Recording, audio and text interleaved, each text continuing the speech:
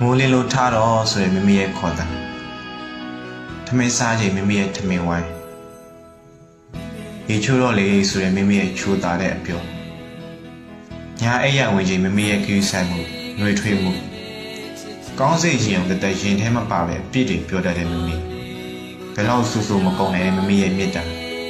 မမေလို့ခေါ်လိုက်တိုင်းမြင်ရတဲ့အေးမြတဲ့မိမိရဲ့အပြောလွမ်းနေမိမိရဲ့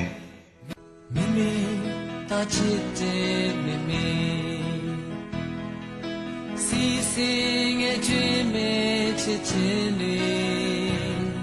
ဒီပါမီကို